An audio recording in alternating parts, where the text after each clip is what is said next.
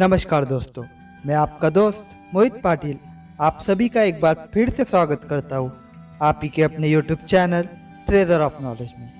दोस्तों, आज हम बात करने वाले हैं हिंदू पौराणिक ग्रंथों के ऐतिहासिक योद्धा भगवान परशुराम की। साथ ही जानेंगे कि भगवान परशुराम कौन थे और क्यों उन्होंने लगभग 21 बार पृथ्वी को दुष्ट क्षत्रिय राजाओं से मुक्त कर दिया। तो चलिए आज की वीडियो को शुरू करते। परशुराम शब्द दो शब्दों से मिलकर बना हुआ है, परशु अर्थात कुल्हाड़ी तथा राम। इन दो शब्दों से अर्थ निकलता है कुल्हाड़ी के साथ राम। जिस तरह भगवान राम विष्णु जी के अवतार थे, ठीक उसी तरह परशुराम जी भी भगवान विष्णु के छठे आवेश अवतार थे। कौन थे परशुराम?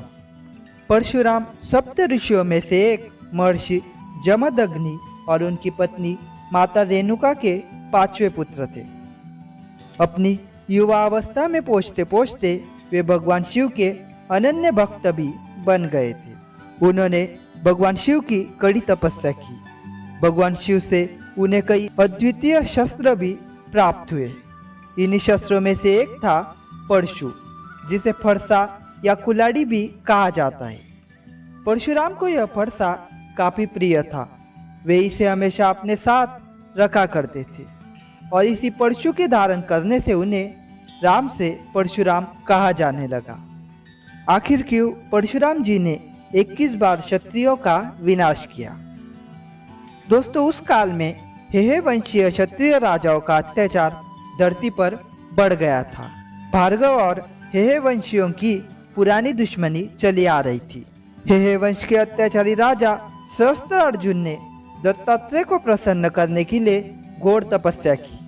दत्तात्रेय उसकी तपस्या से प्रसन्न हुए और उन्होंने वरदान मांगने को कहा। तो सहस्त्र अर्जुन ने 10,000 हाथों का आशीर्वाद मांगा। सहस्त्र अर्जुन का वास्तविक नाम अर्जुन था, लेकिन दत्तात्रेय जी के 10 सहस्त्र हाथों का वरदान प्राप्त करने के बाद उसका नाम अर्जुन से सहस्त्र अर्जुन हो गया।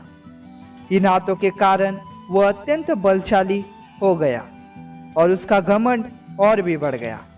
इसके बाद उसने निर्दोष प्राणियों की हत्या और ब्राह्मणों का अपमान कर धार्मिक ग्रंथों को मिथ्या बताना शुरू किया। कुछ वर्षों के बाद एक बार सहस्त्र अर्जुन अपनी सेना के साथ शिकार करने के लिए निकला।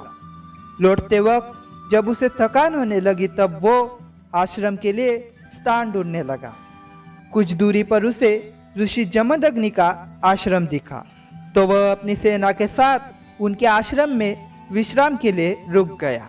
ऋषि जमदग्नि ने सहस्त्र अर्जुन की खूब खातिरदारी की तथा उसकी सेवा में कोई कमी नहीं आने दी।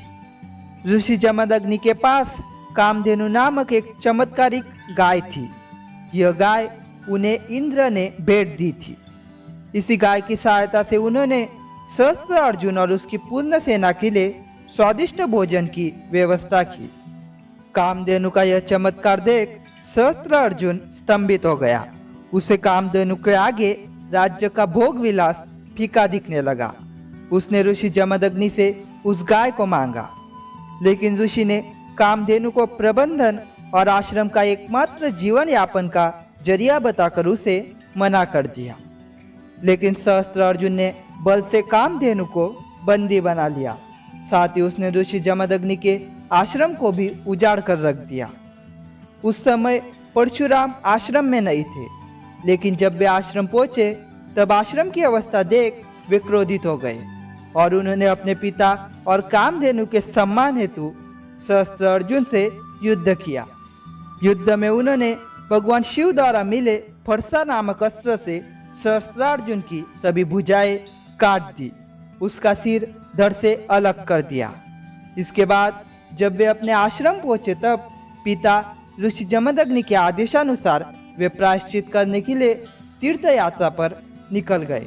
लेकिन परशुराम की अनुपस्थिति में सहस्त्रार्जुन के पुत्रों ने प्रतिशोध लेने के लिए उनके पिता जमदग्नि के साथ साथ उनकी माता रेणुका की भी हत्या कर दी। इस घोर घटना ने परशुराम को और भी क्रोधित कर दिया और साथ ही उन्होंने संकल्प लिया कि मैं हेय वंश के सभी क्षत्रियों का नाश करके ही दम लूंगा।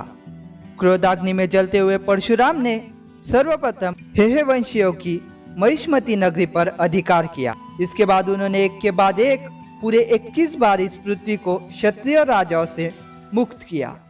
इतना ही नहीं, उन्होंने हेय वंशीय क्षत्रियों के खून से लगभग 5 सरोवर भर दिए और पिता का श्राद्ध सहस्त्रार्जुन के पुत्रों के रक्त से किया।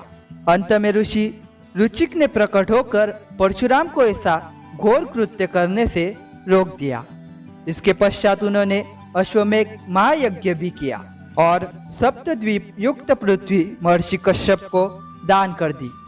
केवल इतना ही नहीं, उन्होंने देवराज इंद्र के समक्ष अपने शस्त्र भी त्याग दिए और महेंद्र पर्वत पर जाकर आश्रम बनाकर रहने लगे।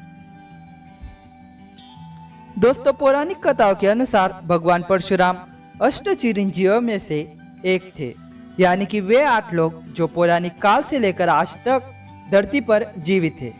अगर आप इन 8 लोगों के बारे में जानना चाहते हैं तो हमने इस पर पहले एक वीडियो बना कर रखी है। उसकी लिंक आपको ऊपर आई बटन में और इस वीडियो के डिस्क्रिप्शन में भी देखने को मिल जाएगी। आप उस वीडियो को भी एक बार जरूर देखिए। तो दोस्तों, यह थी भगवान परशुराम की कहानी, जो भले ही ब्राह्मण कुल में जन्मे हो, लेकिन अपने पराक्रम से उन्होंने दुष्ट क्षत्रिय राजाओं का विनाश किया। आपको ये वीडियो कैसी लगी हमें कमेंट में जरूर बताइए और ऐसी ही धार्मिक वीडियोस देखते रहने के लिए आप हमारे चैनल ट्रेजर ऑफ नॉलेज को सब्सक्राइब करना बिल्कुल ना भूलें। आज के इस वीडियो में इतना ही। वीडियो देखने के लिए आप सभी का धन्यवाद।